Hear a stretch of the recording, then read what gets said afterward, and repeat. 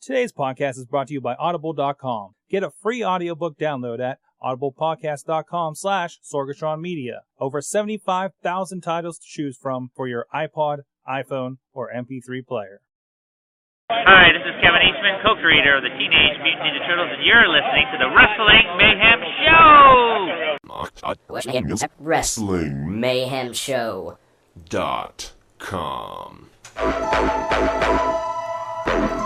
It's the best day of the week.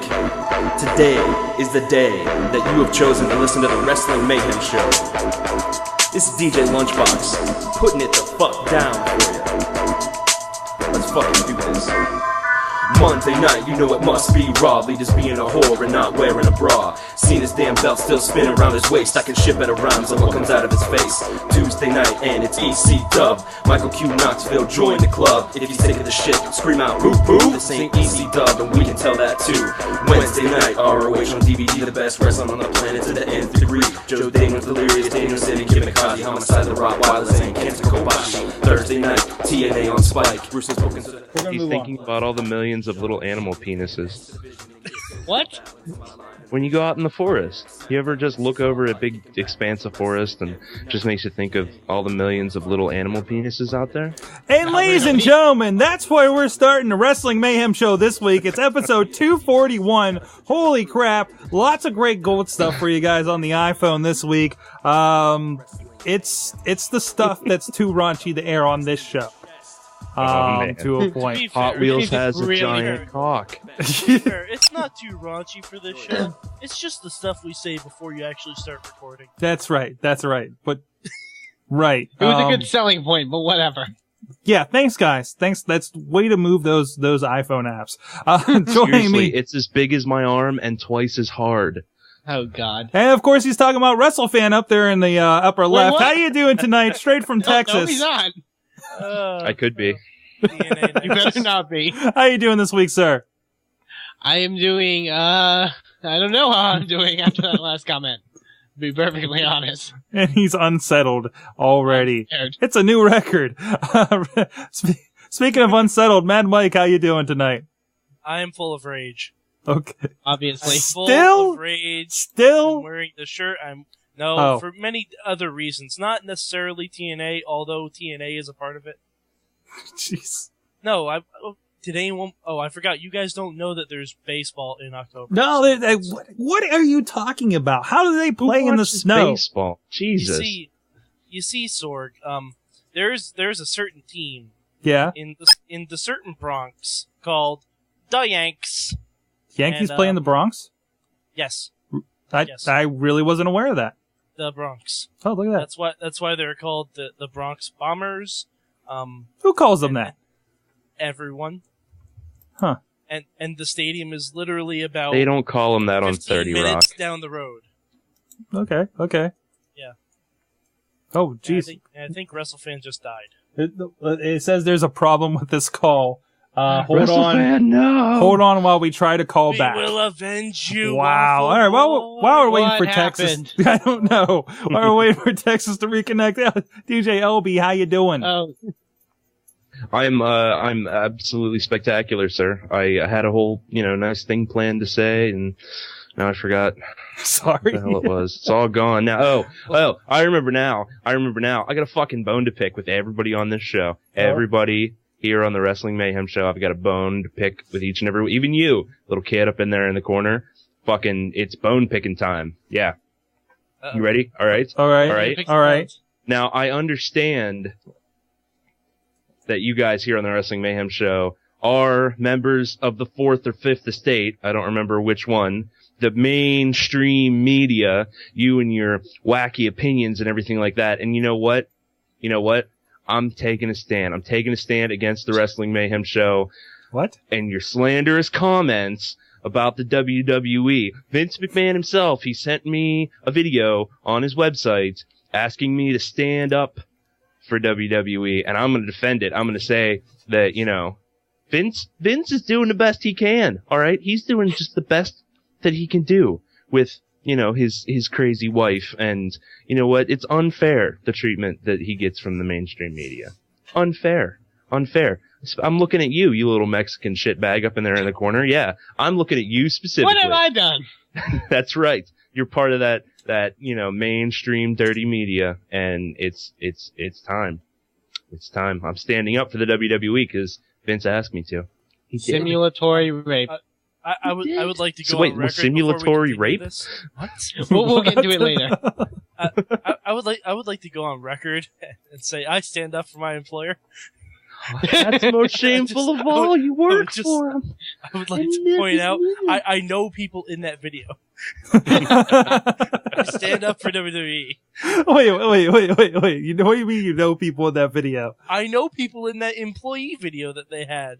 Employee? I don't think I saw the employee part. Oh, it's online. Really? Yeah, Riz sent me a link to it. I actually know people in the video. Stand up for WWE, but don't stand back. I will stand up for WWE. I love how this is also for you, ladies. WWE and all the wrestlers, they hate internet fans so much, and we hate the internet, and they're terrible. But, oh man, we're gonna mobilize this theoretical internet army that we have and ask them to stand up for us. Yeah. Wow. All right, we're amazing. We're going to get into all of that here in due time here, but let's get right into the. Well, hey, first, this is Wrestling Mayhem Show. You guys may have stumbled across us. If you have, you can check out more about us if you'd so desire over at WrestlingMayhemShow.com, and we're also on the Twitters at Mayhem Show. To find out all the latest what's going on. We tweet during the show, so if you're missing it, you can get a little preview of what you're going to catch the next day when we put up the podcast. You can also chime in yourself, as many people have, over at our email address at WrestlingMayhemShow.com. We also have a voice line number. It's a 412-206-WMS0. Leave a message there. We play them on air, about what you thought about wrestling, any thoughts you have, ideas, anything about the show. If you just want to say hi to a little kid in Texas, right up there. You totally won't get arrested for that. That is the wrong selling point. Yeah. Okay, we'll move that on. Haven't you ever watched Law & Order SVU, sir? Law & Order, rape. I don't know if you see, but Chris Hansen's right behind me. By the way, I'm dancing because the Yankees scored. Oh, okay. I got you. There's just activity going on up there. If you're on the video feed, of course. As far as that goes, if you guys are interested in checking out the show, in any format, you can look at us up on iTunes. We got both audio and video. We're on the YouTubes. We are on, Blip TV. Just do a quick search for Wrestling Mayhem Show. You will find us in all those places. Also, curiosity, are we live on WrestlingMayhemShow.com right now? And we are, well, I guess I didn't put that thing. You can join us live at live.sorgatronmedia.com right now, where we're, attempting to locate all that stuff. There's a Ustream and well, there's some kind of chat going on there. I don't know what we still have up going on. We're experimenting, and sometimes the experiments don't go very well. So, go check that out. Which link are we putting in the Twitters? That doesn't keep us from stop experimenting. No, we keep always experiment, kids. Always experiment. Yes. You'll be world champion one day. But you can also get the iPhone app to get all those connections, quick line to the hotline, all the shows, and plus that bonus content we spoke of earlier. You get a little preview there when we hit our first break here in about I'm sure about a half an hour from now. So go check that out. Our iPhone app is better than your iPhone app. Sure. Yes, it totally is. Our iPhone app has us on it. We have bonus content. Yes. That's right. We have wallpaper. Come on. We have a built-in drunk dial line. That's what we do. Exactly. Do you want to get in trouble with your lady friends and your man friends and your parents and your teachers and your bosses? No, of course you don't. That's why you use the Mayhem drunk dial line. Like Mad Mike does. They don't watch the show. Wow. Okay. I'm not only a member, I'm also a client. Not to be confused with the shouldiDrinkThat.com drunk dial line, but still. All right, we got some emails here. Let's get right through them so we can. Shit, yeah. Whoa! Another solo home run, another solo home run. I apologize, Mayhem fans. It's also during the Yankee game. I tried sacrificing the Yankee game for the Mayhem show, but I have to keep it on the mute. Aren't you guys behind under the Rangers? Fuck you, Sorg. No, like no. Seriously, I don't know. Of motherfucking fire, I swear I will rip the Batman shirt off. I was just asking. I swear. Hardy. I will treat you like a Hardy. No, please, don't. I will get you fired from WWE even though you don't work there. And you won't like it. You won't like it at all. Did I just go home from the European tour? Is that what just happened? Maybe. All right. I'm going to go I sent you home, Sorg. I'm going to go make some really sad videos about myself. I'll be right back. Make sure you do half of them in a nice flowery shirt. and make... And actually, make you know sure what? you do a really awkward one of you stepping out of the shower. You can do this. Just refer to yourself as Matthew in half of them. Hello, I am Michael Sorg, and Michael. Matthew Sorg. Wait. No, that's wait. I gotta style my hair differently. Hold on. There you go. Whoa. Oh, Holy God. shit. Hi, I'm we Matthew. just saw a heel turn. Uh-oh. What the hell, Sorg? Oh If my you're God. on audio, you don't know what the shit's going on. Justin Gabriel is hosting the Mayhem show. Sorg, do you like flock of seagulls? Shut up. Hold on. Wait, WrestleFan, how do you WrestleFan, not know high five. Wishbone? WrestleFan, how do you not know Wishbone and no flock of seagulls? I have no idea. You have no idea how hard it is to put my glasses on with these headphones on. But you still know what's going on. I have an idea, Sorg. Yeah, I'm sure you do. All right. Anyways, we got some emails. Let's get to them. You want me to grab the Pierre Calais? You can have the French one. Yes, you're the closest to French here. Big Freaky wow, emailed us. Technically, aren't I the closest to French? Not geographically. Big Freaky says, I sent this a few hours before our last show, but no, it didn't. yes, geographically. Geographically, I am. He's a lot closer No, than I no, am. he's not. I'm not talking about geographically. Unless you think WrestleFan's floating in the middle of the ocean. I mean, he's not Actually, he probably geographically. is. I can see Russia from here. All Wait, right. why am I from Alaska now? I'm not talking about you, dick nose. Oh. Big Freaky sent in an email. Thank you. Someone's helping out here. Some quick thoughts. In response to your discussion about IWC's low turnout for College Fest, we're still talking about this.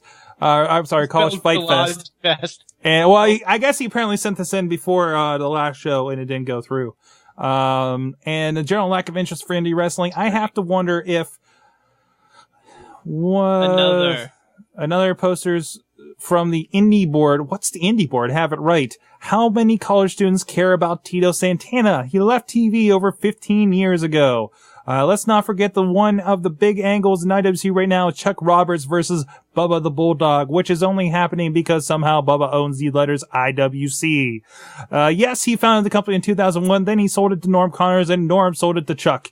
Yet somehow 9 years later, Bubba reigns supreme, and Mad Mike questions TNA's booking logic. And didn't the fans who were at IWC shows when they were hot already see Bubba versus the IWC? Not really. Hold on. Well, I I don't mean, know what didn't he the fuck leave he's for... talking about. Well, didn't they we need our IWC historian. Well, yeah, that's the thing. Yeah, none of us here have been watching IWC long You're enough to high. know the reference. Well, I think he's referring to the time when Bubba came back, and didn't he leave after a while for his, Hi. But you know, as far as the turnout, it's like everybody I've mentioned. Oh yeah, I was at Cal U. It's like, oh, how's the turnout? Oh, it was shitty. Well, it was on a Saturday, right? It's like, yeah. It's like, no wonder.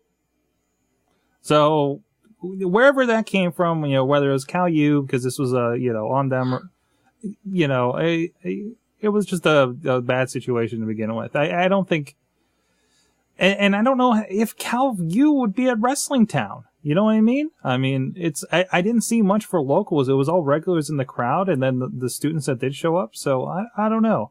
I don't get it. So, we had this discussion before that Cal U's a go home town or a go home college. Yeah, exactly. So, yeah, for the most part.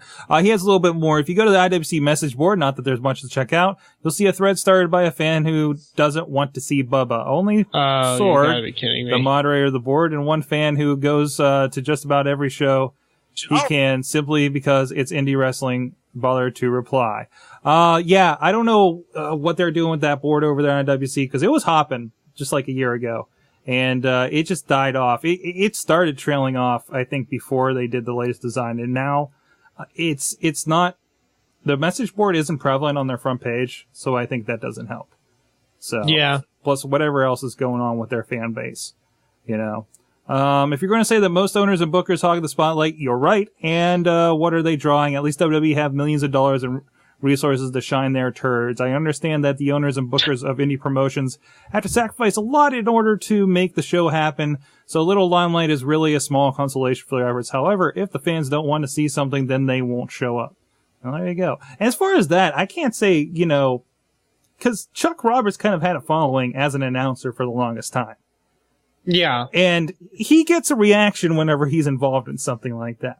You know, I think the core fan base that's been there for a while, that still goes to those Elizabeth shows, you know, I think it works for them, but yeah, I don't know. Now on to more current thoughts. I watched most of Bound for Glory. To those who don't like the short concept, I asked this: what about the character or execution don't you like? I don't want this to turn into an epic tome, so I bid you a good day, Tim. Big freaky. So, okay. Who the fuck is Tim? We ousted him. We ousted him so bad. Again. What? He's arranging himself. Oh, I see. You know, he's right. I guess it does deserve an explanation because, you know, anytime we brought up the Jersey Shore gimmick, what is my hair doing? Now, you guys have me doing weird shit. I don't know what's going on here. Oh, my hair. Don't blame us for the weird shit that goes on. Okay. What? Wow. Yeah, so The what problem don't with the you Jersey like? Shore characters is that they're basing a character off of something that's annoying in the first place.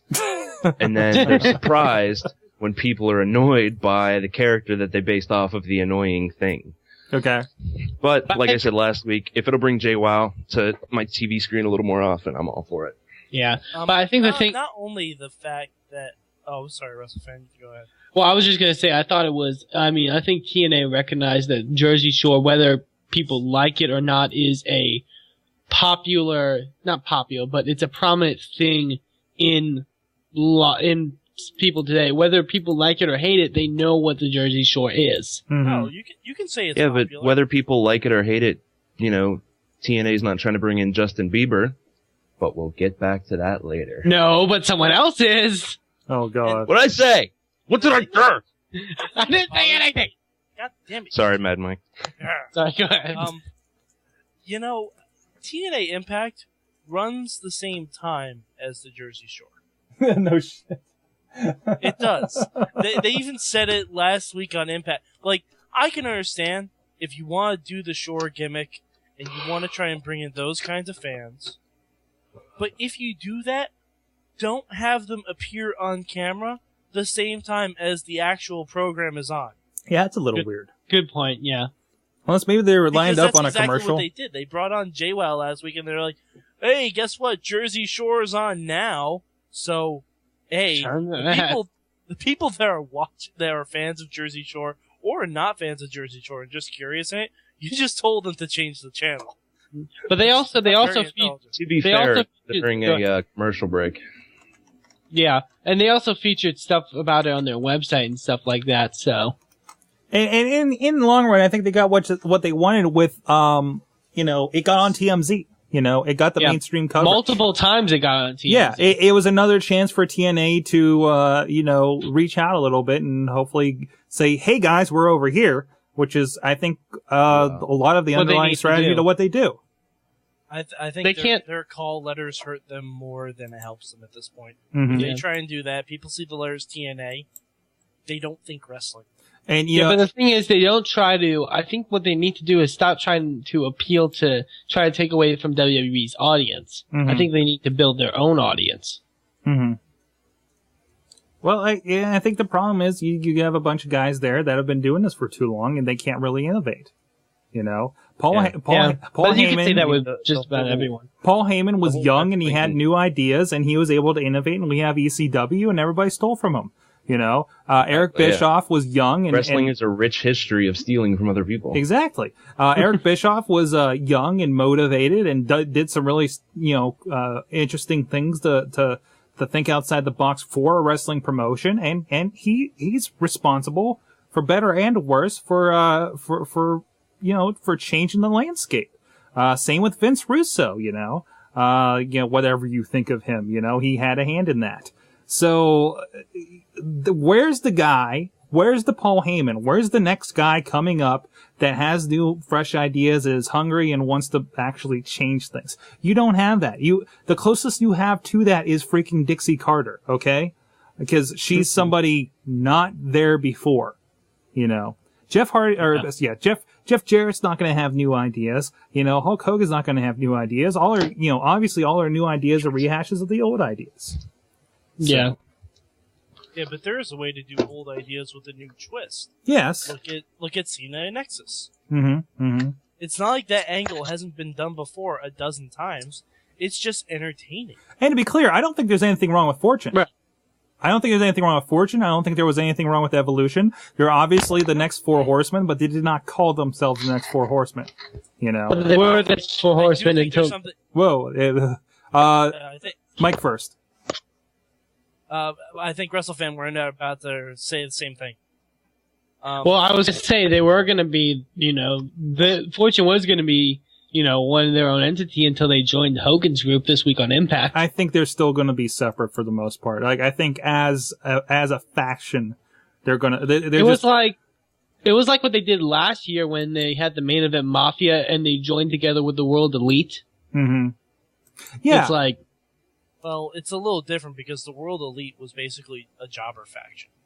True, but I mean, let's be honest. But what would you have? What would you rather have? A couple of or like top guys like Kurt Angle and stuff like that. And, well, not Sting because he was out of the group, and then some lower guys, or just a whole bunch of guys that can be in the main event that can go for the world title. Where that's what we have on Raw, and people say it gets boring. It's true. Yeah. No, but I mean like in a faction.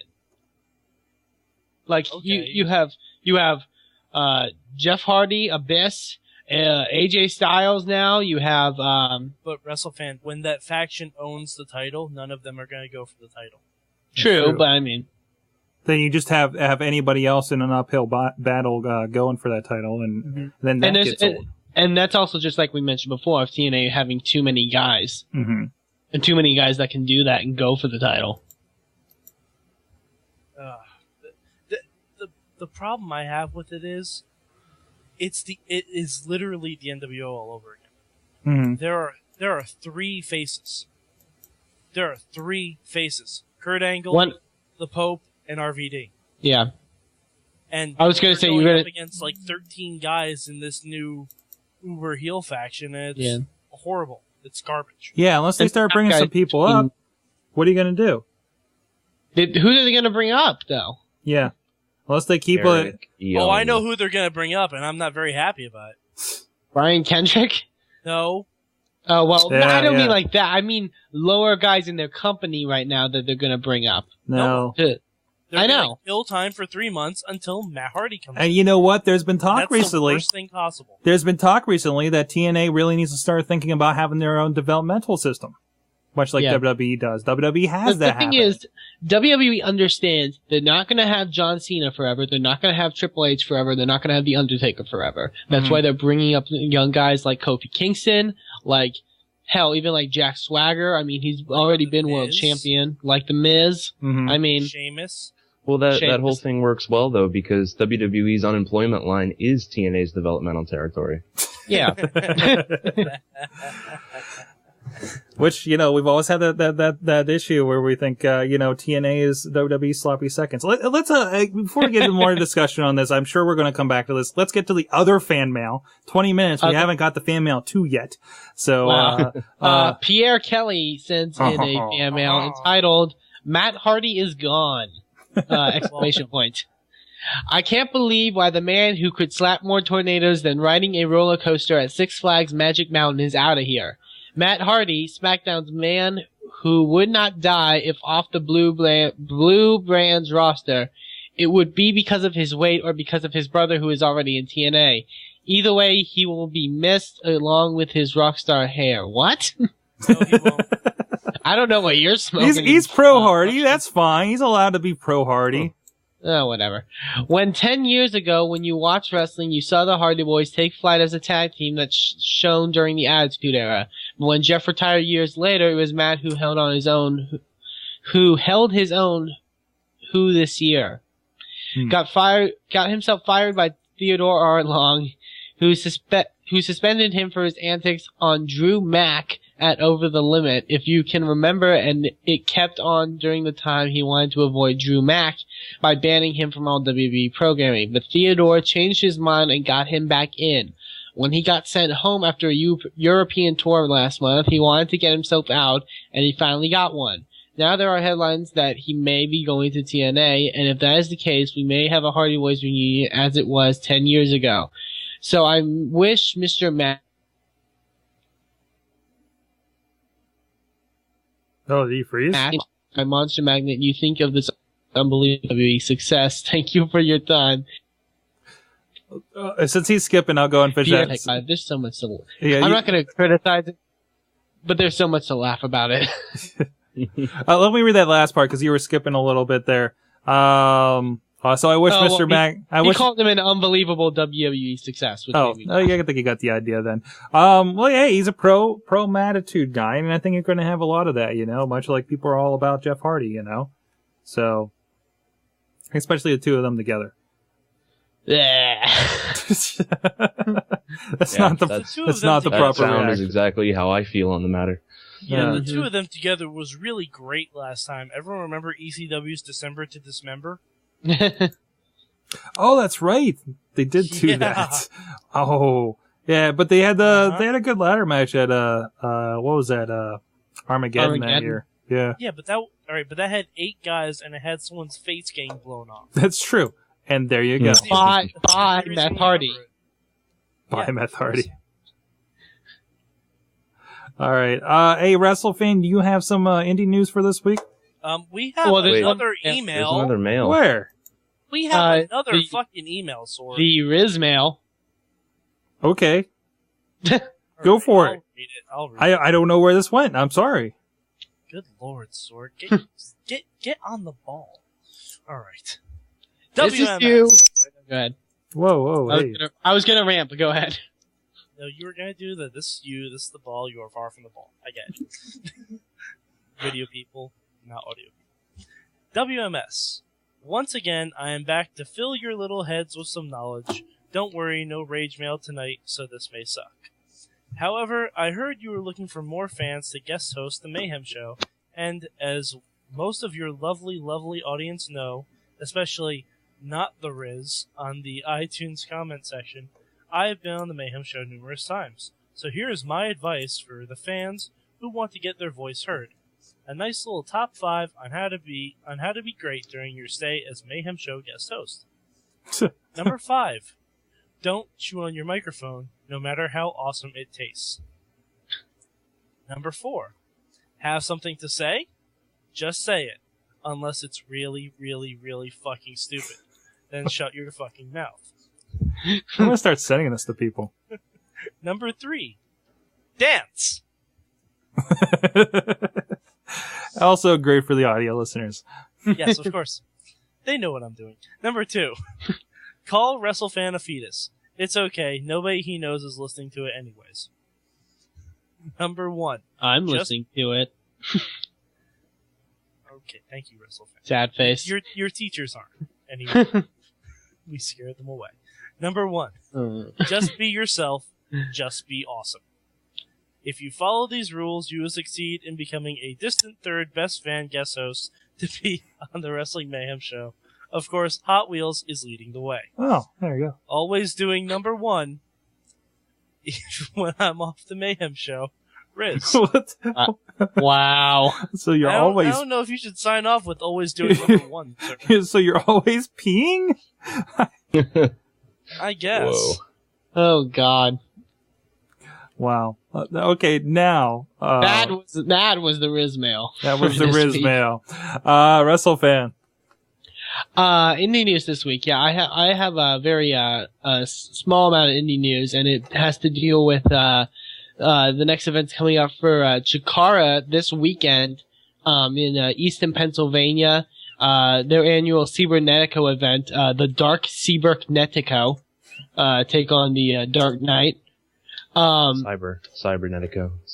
Cyber? Once again, Whoa. yeah. On friend of the show, Johnny Gargano. Whoa.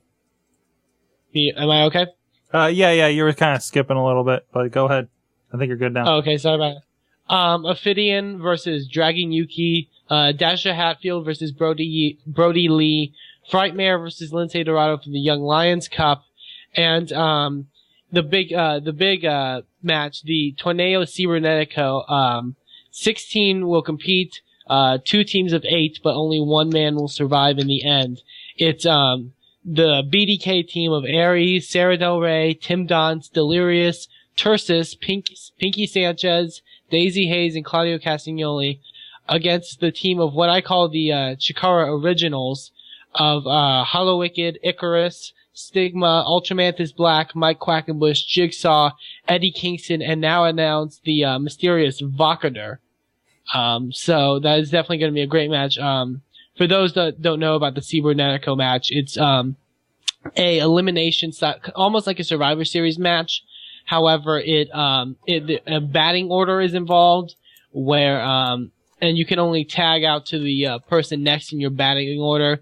And continues until there is only 1 person remaining. So if a full team is eliminated from the match, then the remaining team members have to fight it out to determine the one winner of the match. Oh. That's gonna be definitely a great event. Usually those matches last like a full hour, so it's definitely a great event.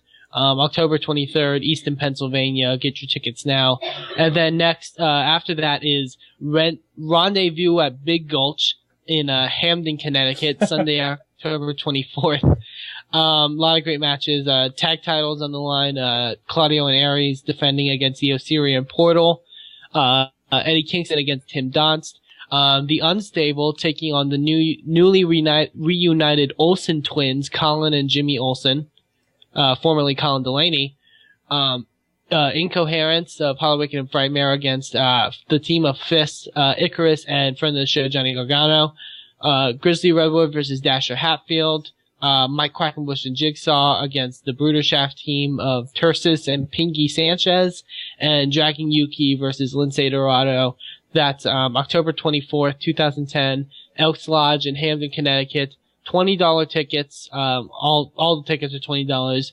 Rendezvous at Big Gulch. For more information, go to ChikaraPro.com. And that is the indie news for this week in wrestling. There you go. Thanks, WrestleFan. Go check out all that with Chikara Pro. There is one other thing. Oh, what's up?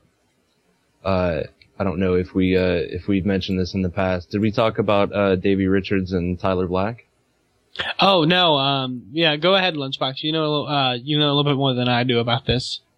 Tyler had his final match with Ring of Honor. Mm-hmm. I believe it was this past weekend, and it was against Davey Richards. It was actually on ROH on HD night. Last night, Monday night. It was. I actually got a chance to watch that. That was the only thing on the show. Was that match? Yeah. Jim Cornette came out and said, "You've got the whole show for this match, so do your thing." And they fucking did their thing. And new ROH champion, Davey Richards, which I'm pretty happy about. No. I think it was a non-title match. And he already dropped the title to Roderick Strong. Yeah. What? Motherfucker. Okay. Never mind. But Davey Richards will get his title shot come December at Final Battle. That's what I get for fucking skimming the article. I'm sorry. No. Yeah, at the last pay-per-view, Roderick Strong actually won the belt. Last night they had the final confrontation. I think it was taped before. It was pre-taped. It was pre-taped before Tyler lost the belt. So. Yeah.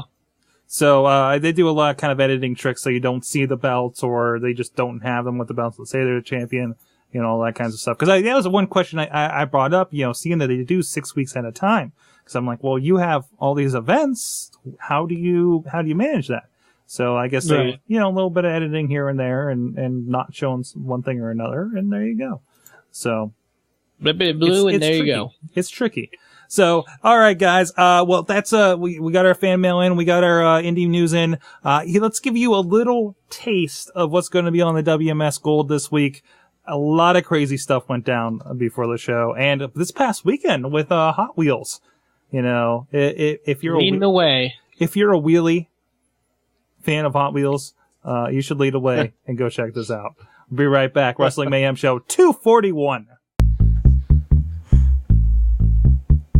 don't understand the thing that's happening. I need to take my clothes off. No, you don't. They don't know what's coming, man.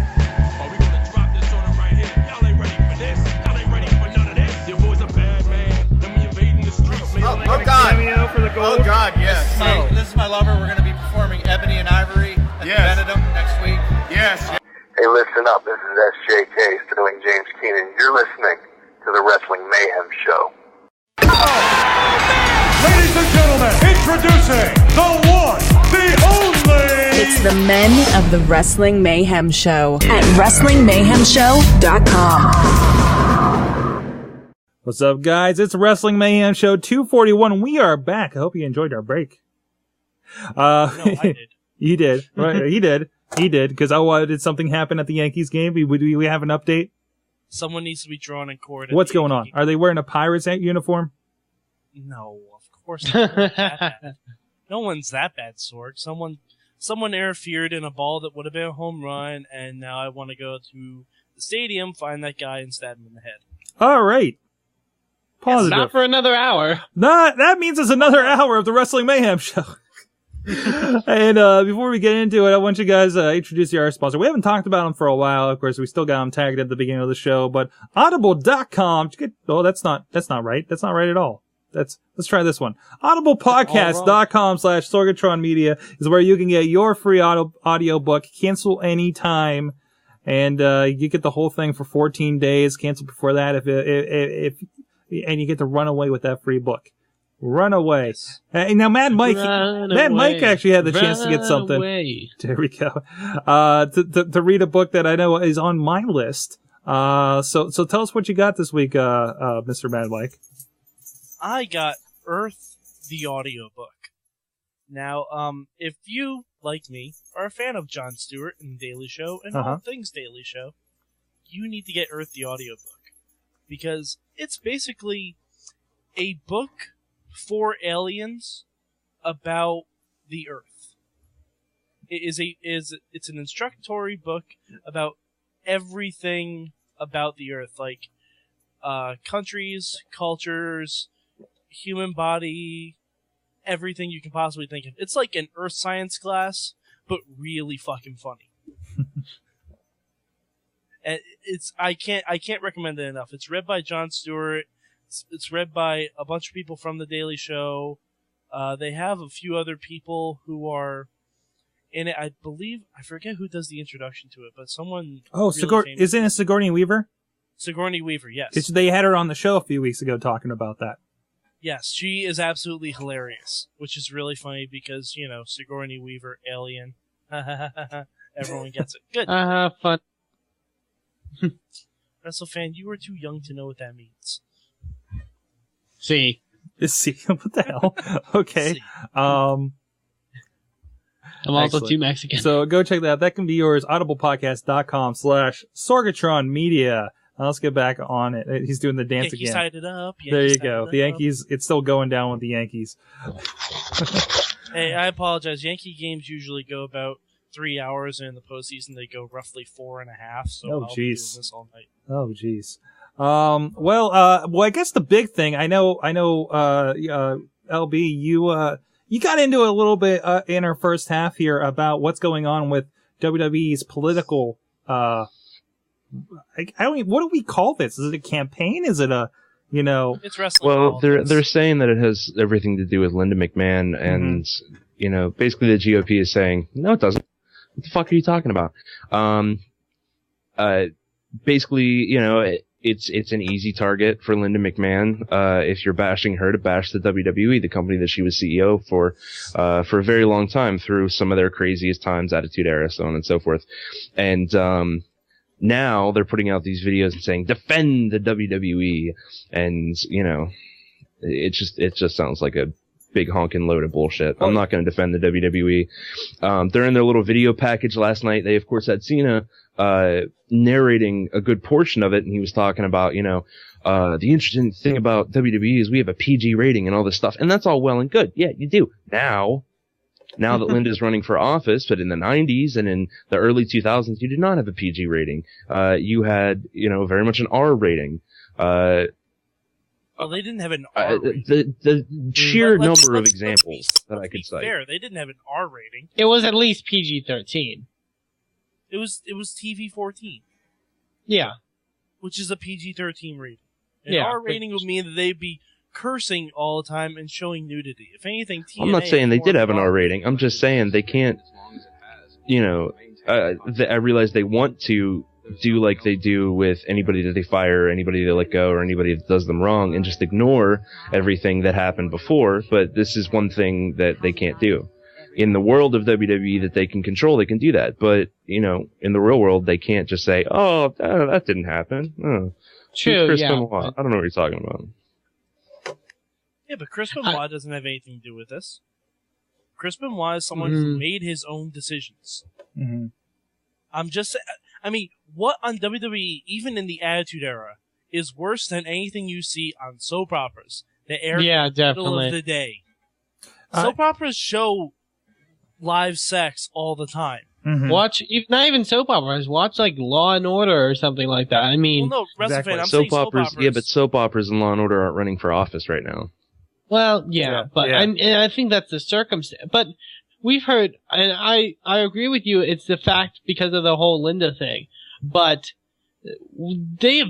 I've seen people bash WWE over countless, not just WWE, but for professional wrestling in general for the longest time. And part of me understands that it kind of sucks because they're doing it because of Linda's campaign, but it is something I think that needed to be addressed.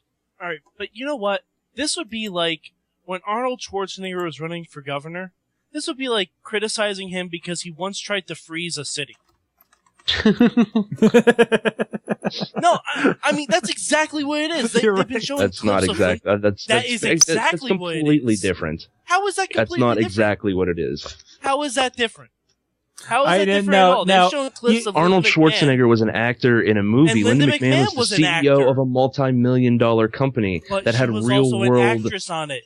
Yeah, she was. So they're not criticizing her for taking a tombstone from Kane. They're criticizing I've for running a seen company. those ads, sir. I've heard people Those criticize her for her stuff with They are her daughter. criticizing her for running a company that has been run irresponsibly in a lot of ways and has led to the deaths of a lot of their own employees. This is something we've talked about in the want past. to step back. I want to step back a minute for what LB is saying. Cause, again, there's a lot of stuff probably going on out there, but the stuff I'm seeing are not on, hey, you're treating your employees bad. Hey, you're doing this. No, you have simulated rape and misogyny, going on in your product. Exactly. And to that effect, I think the real problem here is the politicians and the talking heads on these news programs don't understand that wrestling's fake yet. Okay? And therefore everything that's going on in that ring is much more of a big deal than what you see on TV on your Law and Orders, on Arnold Schwarzenegger freezing a city, and that people are able to separate Ronald Reagan from the cowboy flicks and whatever he was in, and Arnold Schwarzenegger from being the Terminator, but people aren't able to separate Vince McMahon from being Mr. McMahon. When he has, because the interviews go, your husband had a woman on her knees talking, barking like a dog. Not, you had a show where your husband did this. It says your husband did this. And there's a clip of you kicking a man in the genitals who had Bell's palsy. Yes. You abused the invalid. Exactly. True. Exactly. Because I haven't seen anything about them criticizing how the company was run. Steroids have been mentioned. Stuff about the content that was on WWE. Yeah, it's been the big push has been content. Big push is like what idiots are watching this stuff. There's video of the content. Exactly. Exactly. It's how WWE treats people. It's a log sheet for a smear campaign at this point when you look back at that footage. Okay, well, and they knew this was coming. I'm looking for a job right now. I spent most of my day looking for that, and I'm very careful with what I put on my resume and what I don't. Just doing the Mayhem show will prevent me from getting some jobs. Yeah. They will look into my background. They'll look into my entire internet history. If they look up DJLunchbox on the internet, some things I say on Twitter, just because I say fuck, I won't get a job. Exactly. Now imagine that extrapolated 1 million times, and that's what we have with Linda McMahon. I'm not saying it's right. I'm not saying it's good, and I'm not saying it's fair. Personally, I think it's complete bullshit. I think the things I do on the Mayhem show should be what's getting me a job. But that's just how a very conservative, culture like we have in a lot of ways does this kind of thing. Mm-hmm. And of course, and unfortunately, yeah, you're picked apart by not just as your boss looking and looking at what we're doing here and making a judgment. You have all these people bouncing these bad ideas and bad thoughts about it off of each other. Let me just kind of get a sample. I don't know what happened to Russell Fan here. If you're on the chat or something, hit me up, Russell Fan, and I'll get you back in. Necrophilia, Juggalo John, necrophilia. Need we say more? Actually, yeah. Yeah. No, actually, a bunch of my friends went to a Linda McMahon rally this weekend and met her and said she was really awesome. Excellent. Yeah, and I'm sure she is great. Now let's take a little. We got this clip here, MSNBC, because I wanted to see what people were saying after I saw what happened last night. So let me just play a little bit of this. I think this will give you, even just a clip of this will give you an idea of the kind of stuff that's being said out there. And it is definitely my opinion, and I would love to hear sort of your perspective. I think that businesses have to be responsible and take responsibility for the product that they put out there. And if I understand correctly, the organization has kids and families coming to it and young people, and I'm sorry, but that's just not a product I want even available to our kids. Willie, you're an expert in this area. Misogyny. They're simulated rape on the No, I'm serious here. You've written a book called American Freak Show. Nowhere was there more of an American Freak Show than.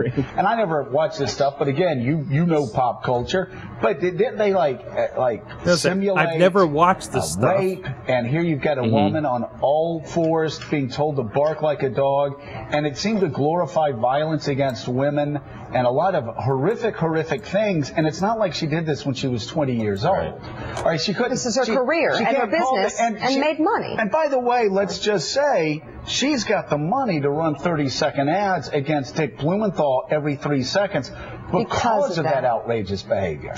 So there's kind of a little bit of the angle of what they're fighting against there, I think. And let me just say that those people get paid lots and lots of money to lie on the air. Exactly. Those shows, I agree with that. I have no credibility for any of those shows. The guy sat there. Almost no newscaster has any credibility at all because all they're doing is trying to push their specific agenda. I often say Fox News is as real as professional wrestling these days. Dude, the thing is, I'd argue pro wrestling is realer than Fox News. I mean, you know what? I submit to that. Though, did you play the clip I sent you yet, Sorg? Which clip is this? The one that I sent you last night, that the MSNBC. That's the one that we just played. Yeah. Oh, you just played. Okay. Yeah. My thing is and I understand there's a lot of bias in those world, and not just with wrestling, but with anything. But you do research for football. You do research for all this other stuff. Why can't you be up to date with your research when it comes to wrestling? Because wrestling isn't viewed as high class entertainment. Well, that's because no one in news does research anyway. Yeah, that's exactly right. The news is the most laziest shit you'll ever see. We do better research here on the Mayhem show than they do on the fucking news. Well, journalism's dead as far as these shows go. And as I told WrestleFan last night, you don't know how much news people don't know jack about what they're talking about until they start talking about a topic that you know.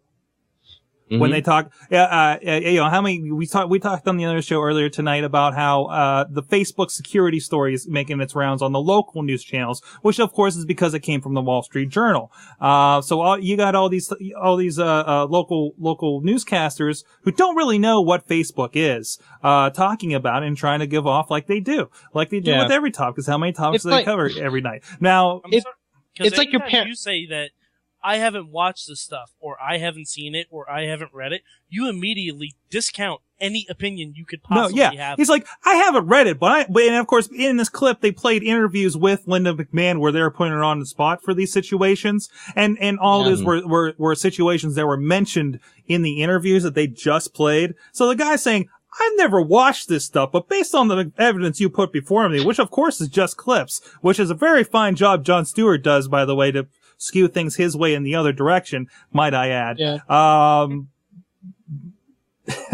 But and I don't think any of these people watch this stuff. The one guy admits, well, I haven't really watched it in like 10 years, but I don't remember that. Or when I did, if you watched it in 10 years, you might have actually seen more of the stuff that they're talking about as a thing. Sorg, I think that's why that they made the videos that we're seeing on That's WWE exactly why they now, made them. because this is something that they can actually air to like show that the WWE, sure, it may treat some of its employees like shit, but WWE has done tons of charity work around the fucking planet. And the point of that is, what job doesn't treat their workers like shit? It's entirely accurate. Google. And plus, I'm sorry, there are a lot more candidates that you walk around looking that are far worse people than Linda McMahon. Mm-hmm. You have a witch. Linda McMahon was an actress on a TV show that slapped her daughter in the face. There is a guy running for something in my very state that says gay pride parades are all about people in thongs rubbing up on you. Yeah. Well, let's look at it this way again. God, we're getting this show into politics. Linda McMahon knows how to run a $1 billion company successfully. Okay, Dude, not only that, Linda McMahon and Vince McMahon are kind of the epitome of an American dream. Exactly.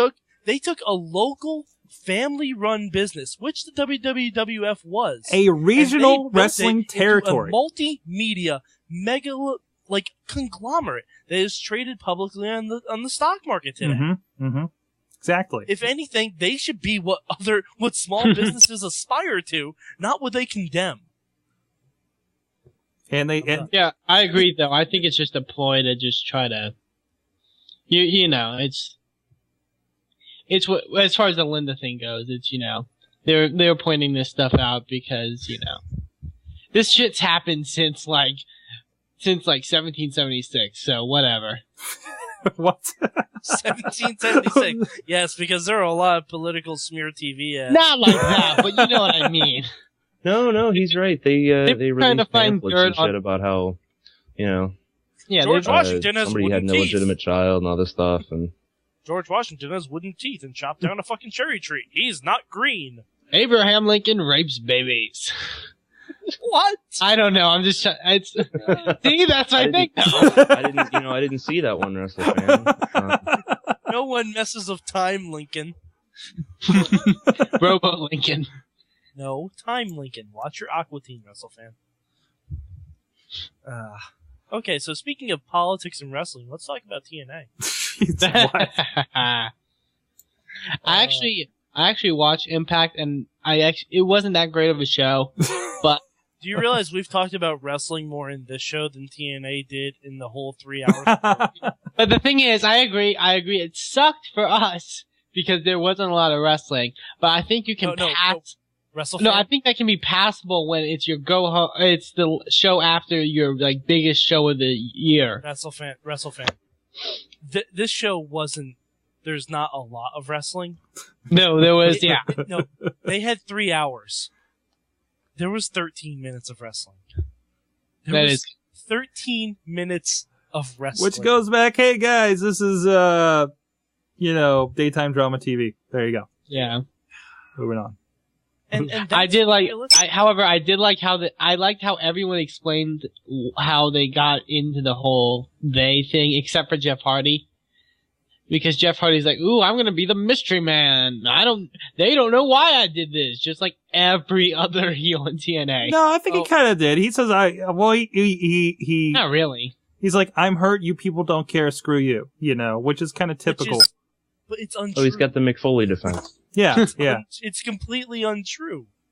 When Hogan turned heel to join the NWO, people were already turning against him. People were turning against him when he left WWE. Right. And we were already turning against Jeff Hardy. They were not. No, we were not turning against Jeff Hardy. We were. I was turned against Jeff Hardy, but that was when he was still in the WWE. So we were, but yeah. But the thing is, like, we're not TNA people. Yeah, the Jeff Hardy's, like, how he explained it was like when Sting turned heel, and he's like, "It's a conspiracy, woo!" and didn't tell us why for like 8 months. Because drugs make you paranoid. That's why it's a conspiracy. Well, no, Dixie Carter. I want to talk about some of her tweets, but first, one of the things she said on the show that made a whole lot of sense, and it's probably the only sense Dixie's ever made on the show, is when Nash and Sting were walking out, Dixie Carter said, "Why didn't you guys tell me?" And they were like, "We tried." And she was like, "Yeah, but you kept talking in riddles." I'm like, you guys were the ones that wrote this. I thought of you when she said that, to be completely honest. Oh my God. I hate Dixie Carter, but she actually did a good, like, acting job during the whole thing, so. Has anyone read her tweets? Not lately, no. No. Okay. Unfortunately, yes. I'm going to read the past 4 tweets from Dixie Carter. It's Dixie Carter's story time. And yes, it is. And proceed to vomit on cue. This one was from last week. "You've sold out and will regret it, Jeff Hardy. Becoming a heel is the best thing to ever happen. Bring Matt Hardy to TNA. Heel Hardys." Well, that's what Jeff. Well, the last half was what Jeff posted. So. Oh, that was a retweet from Jeff? Yeah. Okay, so she didn't say doesn't know how to use Twitter. She didn't say heel. He said heel. No, well, one of them said heel. Well, yeah, but that's Jeff Hardy, and he's on. Okay, Matt. Do we need a Twitter lesson over this? Wait, she was retweeting Jeff on that? Yeah. Okay, so she just doesn't know how to use Twitter. Okay. Okay. And plus, that is the most. We should mark this down. That's the most legible tweet from Jeff Hardy I've ever read. It's the most legible one. Spaces. He learns spaces and proper punctuation. Of course, it degrades later in the week if we want to get into that. But anyway, the next tweet was, "Hulk and Eric, mostly Eric, have already run one company out of business. They will not do that to mine no matter what they think." So why did you hire them? Yes. Point number 1. Point number 2, it was shown specifically on TV that the papers Dixie Carter was being handed was to fire Abyss. If those weren't the papers that she signed, that is illegal. that is not only illegal, but you have videotaped it happening. And you have proof. You actually have tangible proof.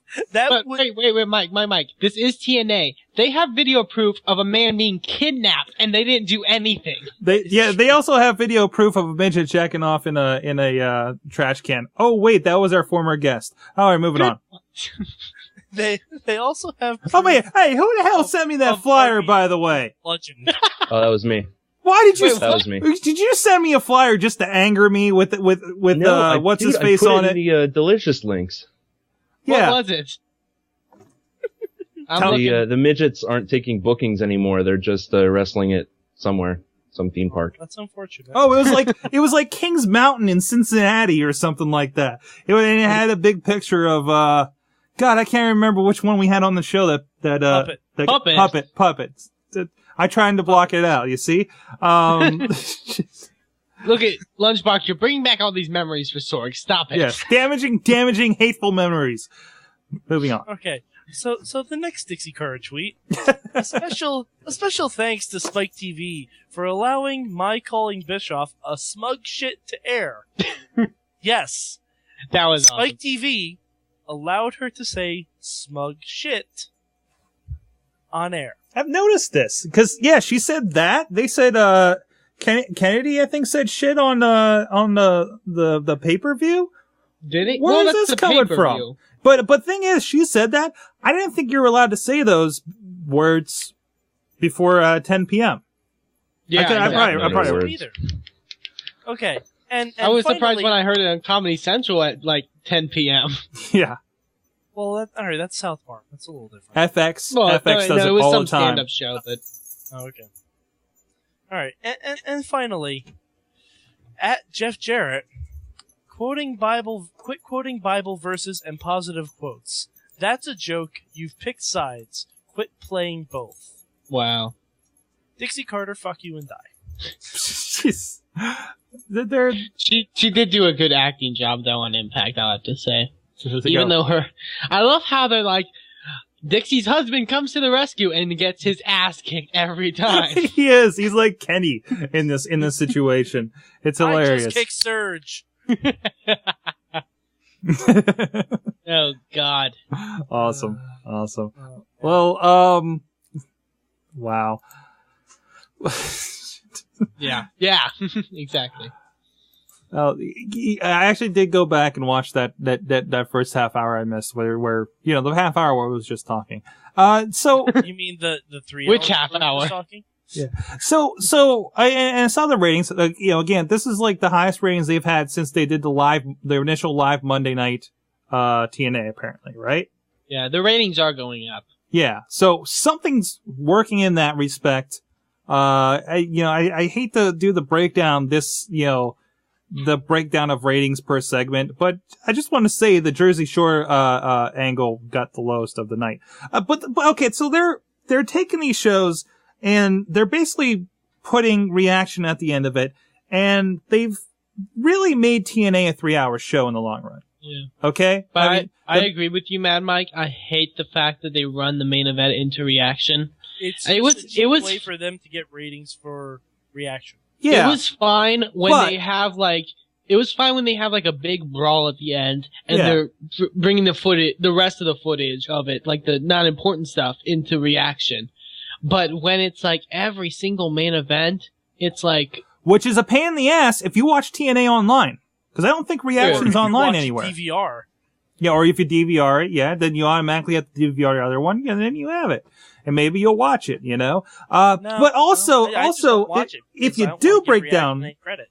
There you go. Reaction isn't. I originally liked reaction, but now it's just like, it wears on you. It's like, really, it's not like they've done anything. Do I need all of this? Like, but and then also the ratings trail off. It trails off to like a 0.6 by the time reaction's over. So your main event and the big turning point story thing that everybody's gonna miss because they're going to bed. Like, even I'm sitting there on a work night saying, "Oh God, this is still going. It's 11:15." Even it's like, I don't want to miss like the Daily Show or anything, or whatever show you watch at 10 o'clock at night.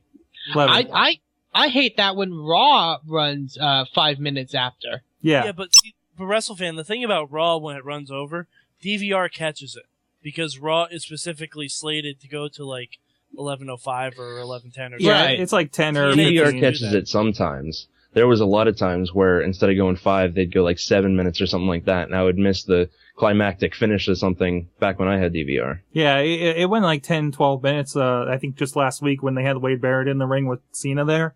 So, I mean, it varies. They get a little leeway, but they're important enough. I forgot. I mean, last week, it wasn't just like an overrun for the main event. Yeah. They didn't even start the main event until reaction started. Yeah. Like, at that point, why even call it a separate show? Why not just have a 3-hour Impact? Because that's essentially what you're doing. Yeah.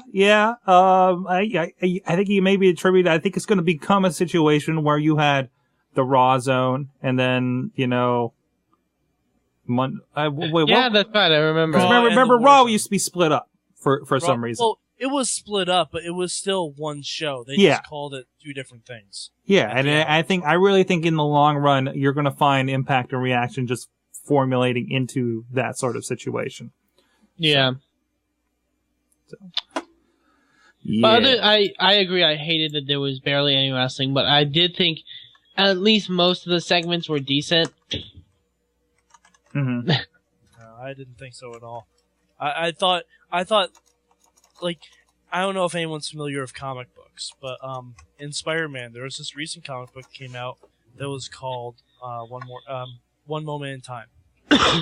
And basically, it was a 4-part comic book that was written to kind of explain what the fuck happened with Spider-Man over the last couple of years.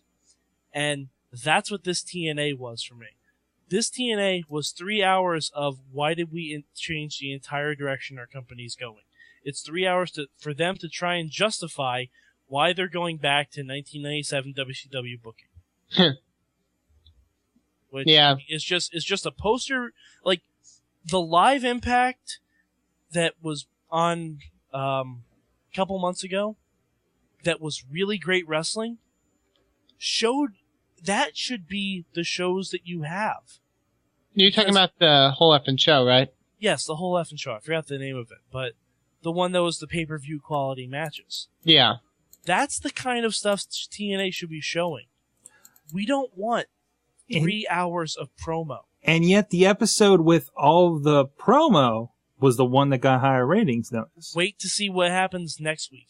That will be very interesting, actually. The reason people tuned in this week to Impact... Because it was after Bound for Glory. It was after Bound for Glory, and people heard about the Jeff Hardy turn, and they wanted to see what would happen because of that. Because it was interesting. It was... You wanted to know how they were going to explain it.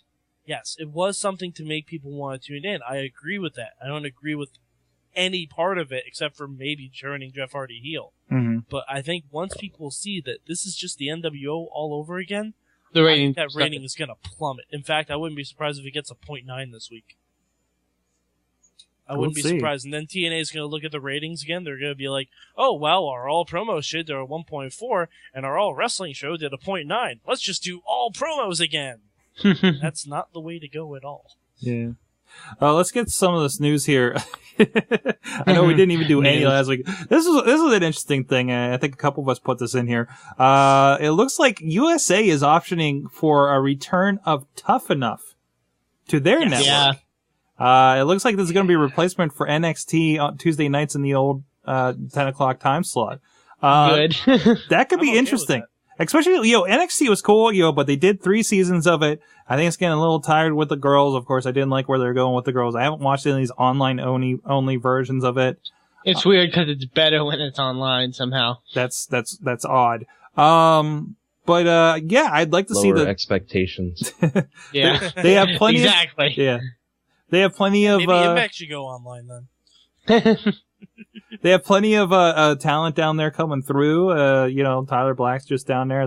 They got all kinds of stuff going on with FCW. So I think that'd be, I don't know even if it would be that or no, because it wasn't Tough Enough. Probably won't. Well, Tough Enough wasn't developmental guys. It was just I'm a guy.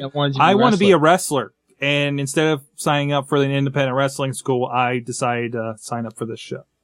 Mm-hmm. So I think that'd be the most interesting. Yeah. So, I'd like to see Tough Enough. Tough Enough gave us some really good talent. Yeah, John Morrison, The Miz. No, Miz. Well, yeah, Miz came from that. Yeah, Miz was from Tough Enough. Yeah, but it was the crappy Tough Enough. The one that was one of the best results came from WrestleFans. True, that's right. It took him long enough. Chris Nowinski was awesome, even though he got injured. Nowinski had a lot ahead of him. Maven.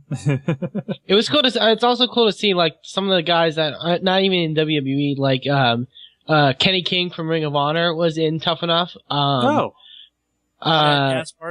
Chad, Matt Morgan, who else? Mm-hmm. Ryan O'Reilly, aka Skip Sheffield. Yes.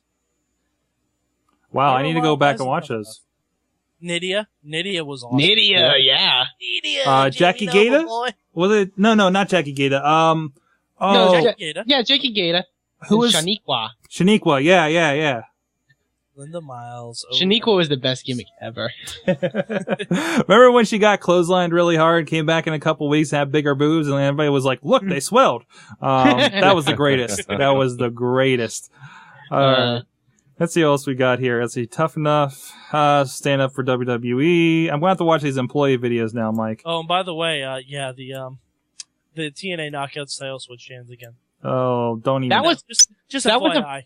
Yeah, but that was a funny segment though. No, it Madison wasn't. Rain is hilarious. Madison's celebration she did her best to make that worthwhile, but that is just a piece of tin. It means worse than the Divas belt. Yeah, I agree. Oh. It means worse than the Divas belt, and this was like 7 months ago. Not even 7 months ago. 5 months ago. It wasn't bad. TNA had the best women's division in wrestling, and now it's just Yeah. Because now they want to be like WWE and just hire blonde chicks with tits. Well, no, they had blonde chicks with tits, but they had wrestling. Yeah. They had those blonde chicks with tits wrestling. And now they're just building up for Mickie James to take the title. No, but I remember. Agree. I agree with that. But I mean, like, when I remember, I read an article about Sarah Del Rey getting a tryout for TNA, and them telling her that she didn't have the look that they were looking for. That's the shit WWE does. Yeah. Seriously? Honestly, I think Sarah Del Rey would have a better shot at going to WWE. Yeah, how can you tell her that after you hired Rosie Lotta Love or whatever her name was? Yeah. They did end up firing her though in the long run. Well, but in her first match, she injured Daphne. Yeah. Yeah. And they kind of just made fun of her the entire time. On commentary. Awesome No, but that's the thing. The difference between Awesome Kong and Rosie was they made fun of Rosie in the entire time. Awesome Kong, they tried to make like an actual dominant figure. She was a threat. They took her seriously. Yeah. But they kind of needed to. That's because if they didn't take Awesome Kong seriously, she'd beat the shit out of them. Just ask Bubba. Good point. That's true. That's true. Oh, God.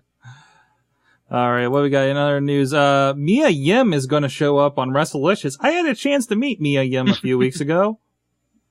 Yeah. Does the pictures not do justice? Or go ahead. No, that's all I got. What you got? I was going to say, did they announce her name? No, she will play a sexy North Korean spy, Kim Thae Soon. Kim Thae Soon? Kim Thu Soon? Kim Thu. Am I saying this wrong? There's got to be a pun in here, right? I don't know. Yeah, there has to be a pun, but I'm everything on WrestleLicious is a pun. Kim Thu Soon. Somebody else is laughing their ass off because I can't figure this out. It's just at a live event. It's not being taped. However, if all goes well, she could be invited to join the second season. Wait, WrestleLicious have live events? Yes. Yeah, really? I guess so. Dude, if WrestleLicious ever comes anywhere in my area, as long as I can drive there, I'm going. And WrestleLicious also to be featured in a TLC documentary. This is how the lottery changed my life. Because the fellow who put together WrestleLicious won the lottery. WrestleLicious has officially gotten more press than TNA. His founder, Jay Vargas. It'll air on Thursday, October 21st at 9 p.m.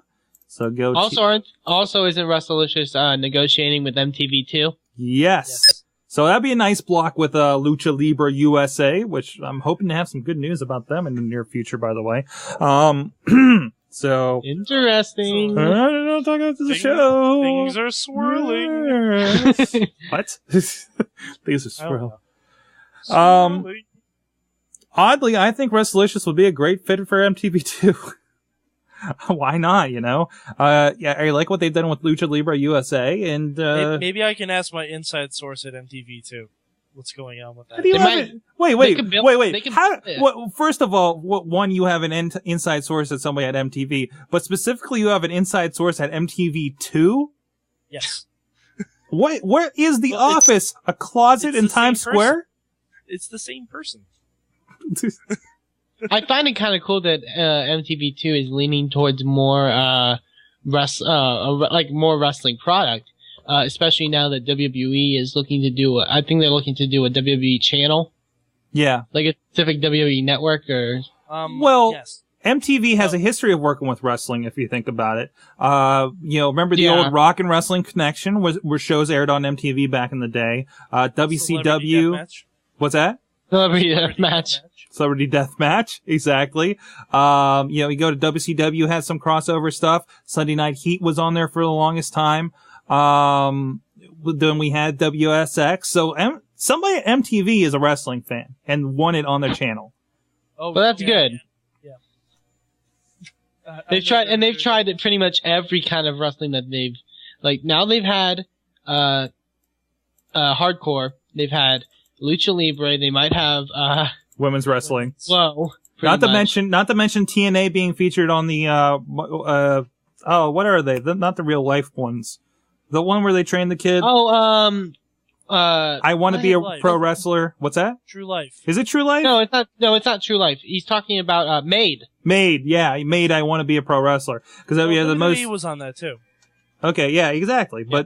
But still, there's a relationship there, and it's interesting that of course they're going to keep it going, and I like that they're actually looking to fresh content, not something like WSX, which they're making from the ground up.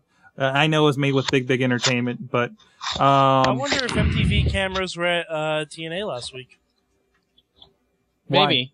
Why? With the whole Jersey oh, the Shore JWoww. Yeah, I would not be surprised. And actually, that could be an episode coming up, which would be great for them, and it might be the reason they're doing this.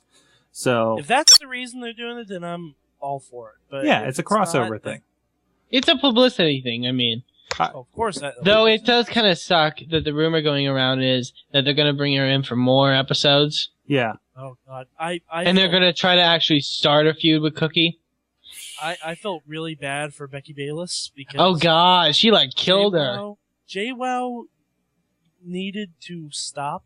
She was bashing the back of Becky Bayless's head against the side of the ring. Yeah. Against the edge of the ring apron. I'm like.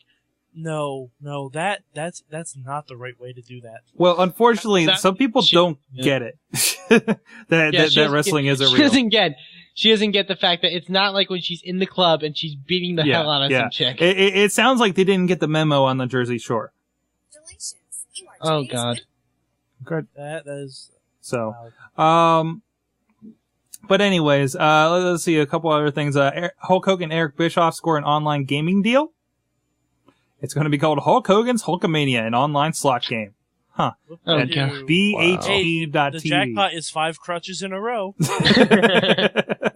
Wow. I saw Hogan coming in for that first segment on TNA. It's like, man, doesn't he wish they still had the ramp? Anyways, moving on. I was reading, IGN does a weekly review of wrestling. Yeah. And they're talking about, how when the NWO was first formed, the WWE would show videos of the Nacho Man and the Huckster, and the Huckster came out on a walker. Hulk Hogan has become the Huckster. Oh man, he has. He really has. It's the exact same thing. Oh man, it's very prophetic. Too bad, like Macho Man's not walking around with Slim Jims. That's edgy. Well, no, Macho Man looks like Santa. There's a difference. That's true.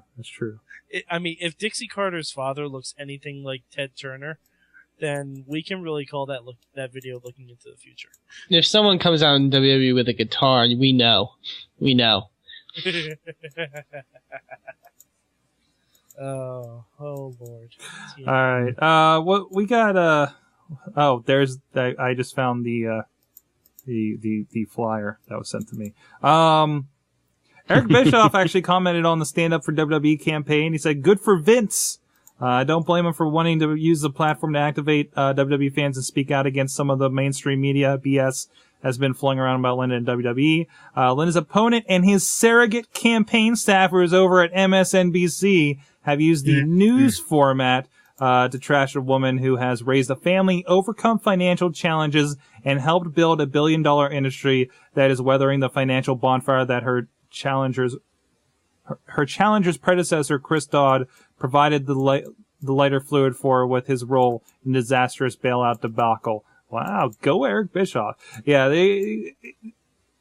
wrestling as a whole is getting attacked here, and, not just Linda. So, and it makes sense in the long run from a social media aspect. You have this WWE universe you've been touting for the longest time, and this big community of wrestling fans, and, we all get together and we bullshit about this every week. Even us here, not in the WWE bubble, and to activate something like that, that's a genius move of social media. Somebody at WWE is getting this. I wouldn't be surprised if this was an idea that was brought up in a meeting by Joey Styles himself.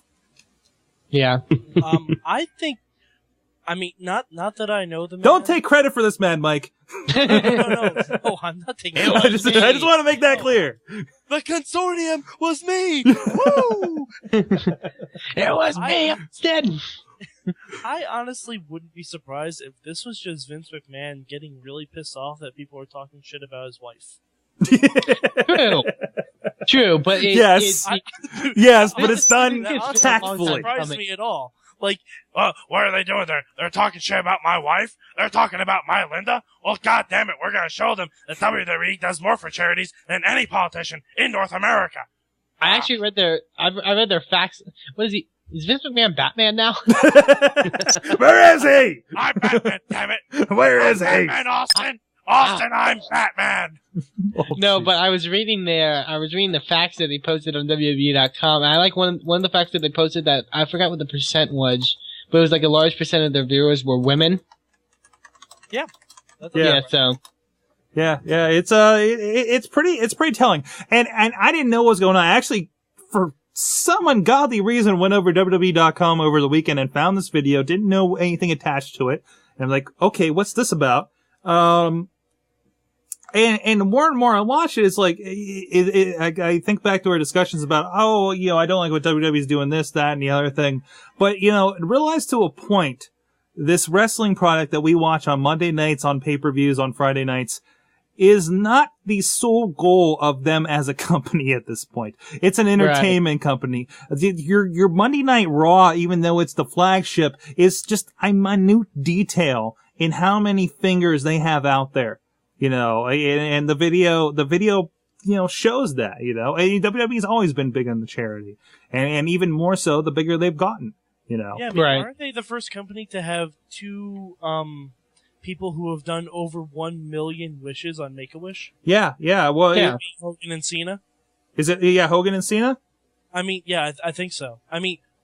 Just that alone. Mm-hmm. Hogan and Cena over the term of 25 years or so. Yeah.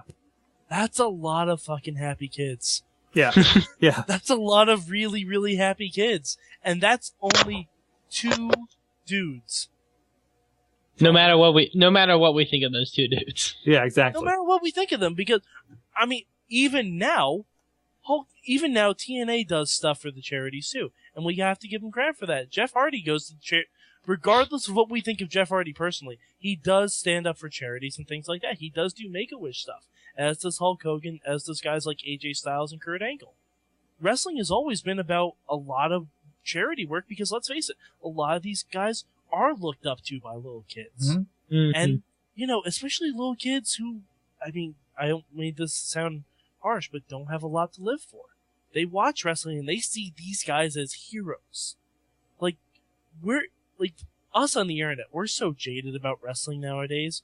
If we think back to when we were little kids, and if we were watching some of this shit, the Undertaker Kane shit would scare the piss out of me. The reason I fucking saw wrestling was because I saw Jake the Snake have a cobra attack someone. Right. And I'm like, holy shit, is that guy okay? I need to watch the rest of this and make sure he's okay and he gets that bastard Jake the Snake back. You have to look at it from the mind of a child. Yeah. That's what wrestling does.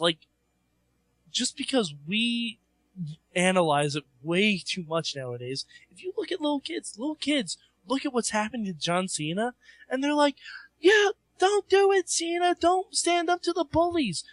Wade Barrett threw fucking water in his face this week, for fuck's sake. Yeah. That's just amazing products for little kids. Little kids want Cena to fight back so hard, and when he does, it's going to be masterful. Just when this new regime in TNA crumbles, it'll be masterful. Yeah. See, politicians, don't you feel bad now? Wow, Mike had some kind of fucking epiphany over the past week. Holy shit! Yes. He's gone from the most jaded on wrestling in the show to the most, hey guys, let's just step back and be kids for a moment, which is fantastic. Oh my god, that was awesome. If you go to a wrestling show, because I went to a house show at MSG a couple weeks ago. Yeah. And we were sitting next to these little kids. Mm-hmm. And I'm telling you, that is the best way to go to a wrestling show. Oh, yeah. It truly, honestly is. It really is hilarious. Because I was playing up, cheering for the heels, like I was cheering for CM Punk, cheering for Kane. Yeah. Like, Kane sucks! Go Undertaker! Yeah. And I'm like, That was even like when I went to the Lucha Libre USA show, and I remember El Oriental had a match, and he was obviously playing the heel, and I was cheering for him the entire time, and everyone was looking at me weird because of it, like all the little kids that were around me. So I mean, it's they're a large part of wrestling, and I think that's something that we need to accept. Yeah. yeah, Sorg. That's why when you ask me what does WWE market to, that's why I said kids. It doesn't market to us. If it marketed to us, it would look more like TNA's product. Exactly. Because TNA talks. No, it wouldn't. No. WrestleFan, it does. Well, it would. TNA It'd be TNA's product, but better. Well, no, it would look more like TNA's because TNA does the violence. Yeah. Does the cursing, Yeah. does the scantily clad women. It does the stories about the backstage politics. And I think we're seeing that WWE wanted that all along. Like we said, when they're left to their own devices, they go towards the kiddie stuff because that's what they want. They want the broadest appeal so they can appeal to the most people. That's what that means. So now they get go ahead. Sorry. No, sorry. No, I say now they get it. Now they get the chance. Now that they've beaten their early competitors, they don't have anybody nipping at their heels. That makes them have to take a sharp left and go the other direction, like they had to with the Attitude Era. Because if it was up to them, the Attitude Era would have never happened. They would have had this kid angle, for better or for worse. And I think they were trying something then that they could only be successful with now, with this angle and everything you're talking about. And that's another thing with this whole politicians trashing the whole WWE Attitude Era. The reason that they had the Attitude Era was to, defeat WCW. Exactly. It was not only that, it was so that the McMahons could actually stay in business. Yeah. Because there were points during the Monday Night War that the WWE was almost bankrupt. Yeah. Like, they're almost about to close up shop, and they realized that they needed to do something drastic in order to fucking stay in business. Yeah. And I mean, what company doesn't do stuff like that? Look at Domino's Pizza. Look at Domino's Pizza. No, I'm dead serious. No, I know exactly what you're talking about. They got a great campaign going on right now. Their new campaign is that they heard surveys that their pizza sucked. Their pizza tasted like cardboard, tasted like ketchup, all that shit. So they not only aired those videos on their commercials, but they revamped their entire menu. And now they're airing stuff like that. They're saying, send us pictures of your pizza. We'll use it on commercials. And if they see one that they don't like, they use that on the commercials. And they say, this will not happen again. They're using it as a selling point. Yeah. And, Yeah, it's the most sound business strategy I've ever seen in my life. And this is something you're seeing coming out of social media at this point. True. Oh God, we're turning into Awesome Cast again. I think we did a little bit of this last week. No, but still, that's a part of it. Wrestling Mayhem Show 241, Wrestling Politics. There you go. But yeah, I mean, I lost my point because I realized we're turning into a different show and I didn't want to do that. Domino's Pizza. No, I don't want to get into that discussion. That's for the Awesome Cast.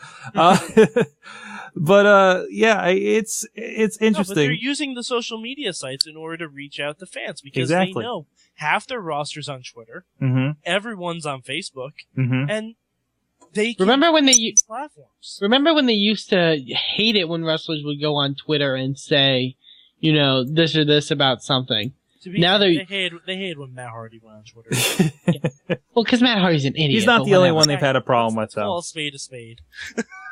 But now they're using Twitter, they're using Facebook to their advantage. They're even using, YouTube too. it's... Well, yeah, because people are going to try and watch their stuff for free online anyway. Yeah. Might as well get it from their side. Yes. Well, to be fair, everybody's realizing this is happening and they need to have a reaction to it or they're going to be left in the cold. Everybody's having their WCW moment because of these new marketing strategies. So, I'd love for the ratings to reflect YouTube views for each individual show. Yeah. And unfortunately, that's a lot of stuff that's still being figured out. Yeah, because I wouldn't be surprised that the ratings are a lot higher than people notice. Yeah. Or DVR ratings. Well, you sit there, you ever look at the numbers on the YouTube channel? Because you can at least see the YouTube views. Yeah, it's crazy. Views are huge. Yeah. They're Especially now you can watch every show. You can follow up. Yeah.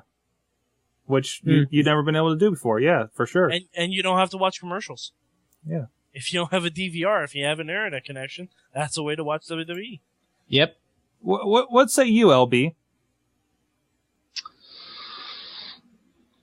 I'm sorry. I was a little zoned out there. I agree that it's smart for WWE and everybody else to be moving in the direction of embracing social media in their own way. They might not be doing it in the way that we had wanted them to do it, like back in 2008, 2007, but they're still doing it, and that's worth something, right? Yeah. Yeah. Well, apparently I think they have a podcast coming out soon. Really? That could be interesting. If I read, cause I believe I read a tweet from WWE Magazine that said they have podcasting equipment. Oh, jeez. So I may do some snooping. Well, you know what? That's not the first time they've done something like that. Remember Bite This they used to do? Yeah. Oh, Bite This was awesome. Yeah. And when my favorite episode of Bite This was when Matt Hardy called in while Edge and Lita were on. No, I'm sorry, because... Oh, wait, that was an episode? Yeah, it was. Yes. It was. Yeah. Oh, the only Bite This I remember is from WWE Magazine when Vince Russo wrote it. Oh, no. Oh, no. No, Bite This was a weekly web show that they had. And there was also one episode where, right before ECW One Night Stand, Paul Heyman and Tommy Dreamer hosted it. Yeah, I remember that. I remember that. Oh, that was spectacular. And then I remember the episode when Todd Grisham trashed TNA. Oh yeah, the Todd Grisham hates TNA one. Yeah, that was great. It kind of became. Oh, now I remember that. It kind of became what Livewire used to be on like Sunday mornings. Mm-hmm. So like if they put that out as a video podcast, that'd be awesome. That would be tremendous. Yeah. Was it that show or was it a different web show that the Heartthrobs got fired on for molesting Michael Cole? What? What? Oh, I Remember met that? those guys. They're so creepy. Wow. I want to hear more. Riz says he remembers when Simon Dean was on, and there was a caller who called him Nova. Of course. Well, guys, on that note, we need to wrap this. Go ahead. I was going to mention that Cena also had his fan interaction thing a couple years ago. That was 5 questions with the champ. Yeah, I remember that. That was awesome.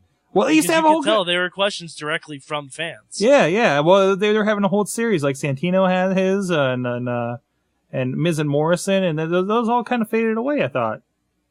So yeah, that's a shame. Bring him back. That's a shame. You know, they had a really good set of personalities there with all those guys. Even Scotty Goldman had a show. And he still uses the graphic for his new podcast, The Art of Wrestling, which I recommend. Does he really? Yes, he does. He just like photoshops it and puts an ROH shirt on himself. What? It's all better, guys. I think it's Don't sue me. I think it's we1cult.com. Just look up Colt Cabana official site, Art of Wrestling on iTunes, and it's great. Great. Colin Delaney talks about his story for a couple weeks ago of how he got into WWE and how John McChesney might have could have been in that spot and his partner could have been in that spot and all that. It's really good talks with the wrestler on wrestler talks. It's really cool. Samoa Joe's on there recently, so yeah. All right, guys. I wanted to get to side note. I have to bring this up. I saw a elder Colin Delaney look-alike in my neighborhood.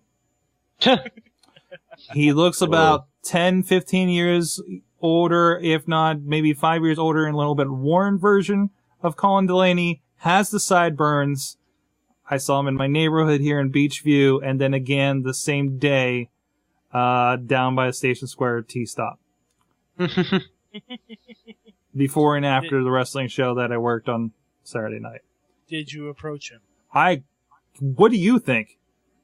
Did you ask him how Tommy Dreamer was? That's kind of scary. I'm just saying. I think you should have. I probably should have. But once I was in the car, the second time we were like walking away, and she's like, "Look at the guy." I'm like, "Oh my God, it's the guy. He's over there. I'm going this way." All right. Other than that, WrestleFan, what'd you learn from? It's the guy. What did you learn from wrestling this week? I learned from wrestling this week that My Lithuanian dream has been stolen. What? What? What? Gold proposed to Oksana. Oh. Could be worse. She could be not on the fucking television anymore. Shoot, she was on Raw and she did. Yeah, she was on Monday. Dude, don't worry, Jamie Keys will be on TNA in 91 days. Wait, you mean 89? 89. Excuse me. You did the wrong math. Mad Mike, what'd you learn from wrestling this week? I learned that Wade Barrett is a fantastic heel. He is. He's really, really.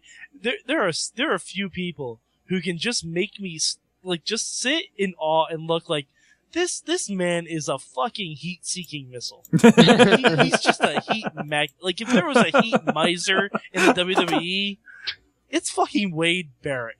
Yeah. And for someone who can't even pronounce his own name, that's impressive. Nice. That's awesome. I'm Mr. Wade Barrett. I'm Mr. Snow. I mean, come on. He threw water in John Cena's face and then made him raise his hand in the air. It was awesome. LB, what'd you learn from wrestling this week? I learned a couple of things. One, that, Cena still got a little depth to him. I'm not bored with where this storyline's going, and it's actually making me really excited for Raw every Monday night. Yeah. I hope to keep it going for a while. Hey, pay-per-view. Oh, sorry. I was exceedingly happy to see Ezekiel Jackson back. Oh, yes. And I'm a big fan of Big Zeke. He looked huge. Yes. He looked like he put fetuses in his biceps. That music came on. I was kind of half paying attention, and I'm like, "This is what they." And I started singing to myself, "This is what they call domination." Wait, I shouldn't be hearing this. It's a combination of skill and concentration. Greatest theme song ever. He does have the best theme song. Yeah. From the chat room, Hot Wheels learned that he can scare WrestleFan. Yes. Riz learned. That's only I'm getting WrestleFan's afraid of black people. I'm getting a restraining order. He'll just beat you to death with his dick, WrestleFan. It won't help. And then he'll run over your face and make you. Oh no! I wish that his video was working. Riz learned that Heath Slater has a finisher. He does have a finisher. I didn't know that, which is the same as Dolph Ziggler's finisher. Yes, it's called the Frosty Top. Frosty Top. Awesome. I'm guessing. Awesome. By the way, another thing I learned. Next week of WWE releases, Gail Kim will probably be the next one. After what she did on Raw. And another thing I learned. One other thing. WWE will allow a former TNA champion to be in their new video game, but not the current one. Good point. Not the current one. Wait. RVD is in SmackDown vs. Raw 2011. And Jeff Hardy isn't. But Mickey James is too. So, wait. Mickey James they already had. RVD hasn't wrestled for WWE since 2009. I gotta go back. He's an unlockable legend. Yeah, there you go. WrestleFan, what did Gail Kim do? She fucked up throwing glitter on Vicky. Yes. Oh, I missed that. She's like, "Oh, I got a bucket. Oh, I missed somehow." Okay. He missed with a bucket of glitter. Daniel Bryan has some sweet dance moves. She does have some sweet dance moves. That was wow. That was something. Though I saw her come out with a bucket. I'm like, okay, they're gonna throw water on her or something. Okay, you threw glitter on her. Why? That whole segment was just backwards. And she freaked out because she got glitter on her? What? Well, WrestleFan, I don't know if you know this, but glitter is the herpes of craft supplies. Yeah, that shit don't ever go away. That is also what I learned this week. Wow. All right. Glitter herpes. Sorgatron, what'd you learn this week? Hey, I learned there's a pay-per-view this Sunday. And there is a pay-per-view this Sunday. Holy shit. Oh, yeah, we should probably... whatever. We Go Team Venture. Go Team. Again, there's buried alive, too. Someone's gonna get buried in the ground. I learned that if your name is the Polish Nightmare and you're wearing a mask, and you're definitely not Lord Zoltan, you should probably have been in a squash match and not what I saw the other night. What? I also learned that if I'm working with Joe Dombrowski on a project, somehow Jimmy DeMarco eerily has the sixth sense to know I'm with Joe Dombrowski and text me during that conversation. What did Jimmy DeMarco tweet about you that one time? Oh, wait, I favorited it on Twitter. Hold on. Stall for me for a minute while I look for that. The ventures of Sorgatron on his outings as a cameraman. Oh my god. No, it was what? Maybe you saw a different one than I did. Is it Jimmy DeMarco 69? It was, yes. Was he that cliche? No, it was something about I'm handing out Sorgasms all day in Beachview. It was fantastic. I don't often favorite Twitter, but no, it's Jimmy. It's funny because it's true. There you go. You should stop by Beachview sometime. I also learned that the only thing that will stand between Sorgatron and Jesus is Joe Dombrowski.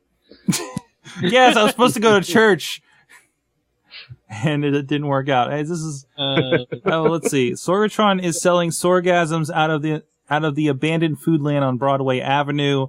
Business is booming. John, your new job. And then it was followed by John McChesney broke into my house and stole my toothbrush and underwear. That actually doesn't surprise me. Followed again by McChesney showed up at my house last night crying and wearing nothing but a jean jacket. I wonder if he got that from Johnny Gargano. Oh. Wow. Amazing. I love Jimmy DeMarco. Amazing. Can we read Jimmy DeMarco's profile on Twitter? Oh, wait. I'm Jimmy DeMarco. I enjoy sex with women, the carbonated beverage Sprite, adult beverages, Jolly Ranchers, large fake breasts, and cough syrup. Ladies and The gentlemen. life of a professional wrestler. Facebook. To be fair, I enjoy all those things as well. Jimmy DeMarco 69. Go follow him. But Jimmy DeMarco doesn't do meth.